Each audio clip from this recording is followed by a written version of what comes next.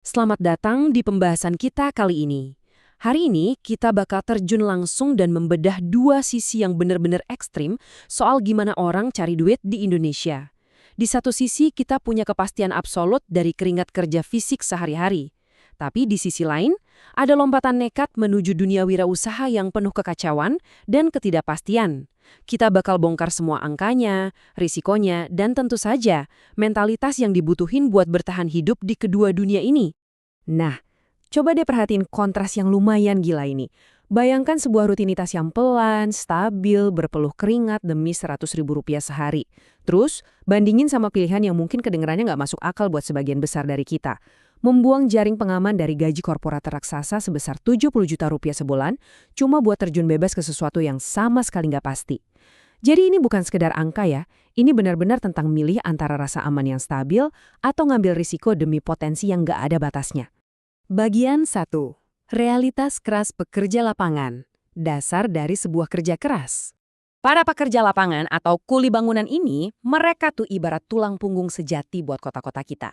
Rutinitas mereka sangat jelas dan terhormat dari jam 7 pagi sampai jam 5 sore. Setiap tetes keringat mereka langsung dikonversi jadi upah hari itu juga. Tapi ada satu hal penting di sini. Terlepas dari betapa kasarnya pekerjaan ini, semangat untuk terus belajar cara mandiri itu mutlak diperluin kalau mereka mau maju. Jadi, keringat dan kecerdasan ternyata tetap harus jalan barengan. Bagian 2. Rincian upah tukang bangunan. Proyeksi upah 2026. Oke, mari kita bedah angkanya lebih dalam. Kalau kita lihat realitas finansialnya, pada hierarki yang sangat kaku di pekerjaan konstruksi. Batas maksimal pendapatan Anda itu murni ditentuin sama level skill. Sebagai pembantu tukang atau kenek, upah Anda 100.000. Naik kelas jadi tukang umum, angkanya naik ke 190.000. Dan di puncak karirnya, sebagai kepala tukang, itu dihargai Rp250.000 per hari. Di dunia ini, keahlian teknis Anda benar-benar jadi mata uang penentu harga diri Anda setiap harinya. Tapi di balik hierarki itu ada struktur yang kaku namun memberikan kenyamanan. Mereka biasanya dibayar mingguan langsung sama tuan rumah, jam kerjanya juga pasti dari 7:30 sampai 4:30, dan ada kenyamanan kecil yang bisa diprediksi, kayak disediain air minum galon gratis. Hal-hal kecil ini pada akhirnya ngasih semacam jaring pengaman dan ritme yang pasti buat para pekerja. Coba renungkan angka ini sebentar, Rp2,5 juta. Dari mana asalnya?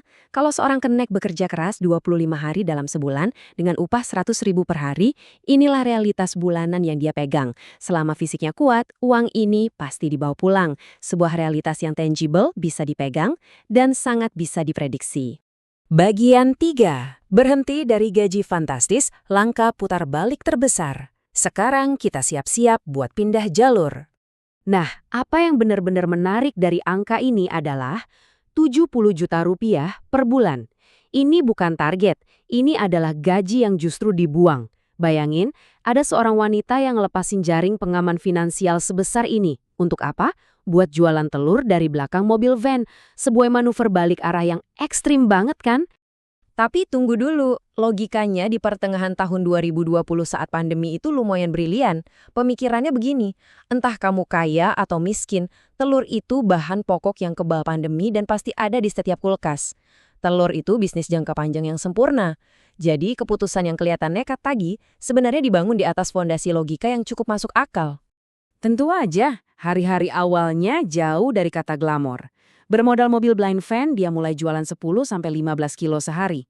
Terus tiba-tiba dia dapat pesanan bansos sebesar 1,8 ton.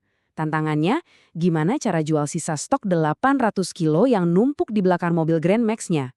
Dia turun ke jalan, bagi-bagi kartu nama, nawarin dari warung ke warung secara brutal, sampai akhirnya bisa nembus penjualan 500 kilo sehari. Benar-benar mental pejuang jalanan. Bagian 4. Ujian berat pengusaha telur. Logistik yang kacau. Disinilah nadanya mulai berubah drastis. Wirausaha itu tempat di mana satu hari yang buruk bisa ngancurin kerja keras berbulan-bulan. Tanpa mentor, dia coba-coba kirim telur via kereta pakai peti kayu tradisional yang sama sekali nggak aman. Bencana pun datang. Dalam satu pengiriman truk aja, Rp7 juta amblas murni karena telurnya hancur berantakan di jalan. Belum lagi harga pasar yang tiba-tiba anjlok. Benar-benar kekacauan logistik yang mematikan. Mari kita lihat garis waktu yang brutal ini. Dia mulai di pertengahan 2020. Mimpinya kelihatan bagus. Tapi coba lihat ke April 2021. Dia udah bangkrut dan berutang. Terus di akhir 2021, dia malah kena tipu 45 juta rupiah. Ini nunjukin seberapa cepat sebuah mimpi wirausaha bisa terjun bebas jadi mimpi buruk absolut cuma dalam waktu setahun. Ini dia titik nadirnya. Uang 400 juta lenyap tanpa sisa. Dia ninggalin utang 15 juta ke peternak dan 12 juta gaji staf yang belum dibayar. Saldo di bank, nol besar. Tekanan emosionalnya luar biasa berat, sampai-sampai ayahnya sendiri memohon sambil menangis, nyuruh dia nyerah aja dan pulang ke kampung. Tapi disinilah kita lihat ketangguhan yang luar biasa. Dia bilang ke ayahnya, kasih waktu 4 bulan, kalau nggak bisa diperbaiki, aku pulang. Dia nekat minjem uang lagi buat nutupin utang ke karyawannya yang udah percaya sama dia, dan memohon kesempatan terakhir ngambil barang ke peternak tanpa modal awal, murni bermodal rasa percaya. Dan ini dengan brilian mengilustrasikan gimana ngeberesin kesalahan dasar itu dampaknya luar biasa. Dia benerin pembukuannya yang kacau, buang peti kayu, dan ganti pakai tray karton yang aman. Setelah fondasinya kuat, dia mulai bisa beli stok pakai uang tunai dan usahanya melesat cepat ke angka stabil 3 ton sehari.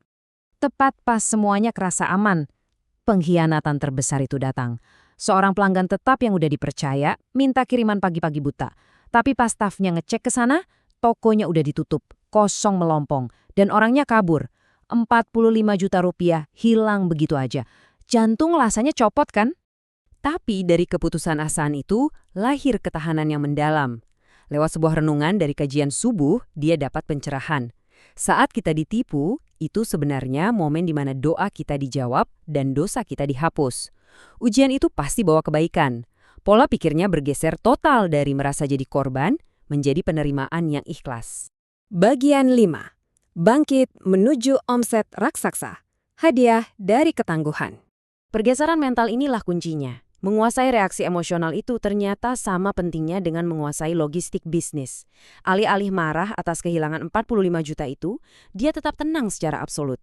Dia menolak menyalahkan keadaan, dan gilanya lagi, dia tetap ngelanjutin sedekah paginya seolah pencurian besar itu nggak pernah terjadi. Dan boom! Inilah klimaksnya.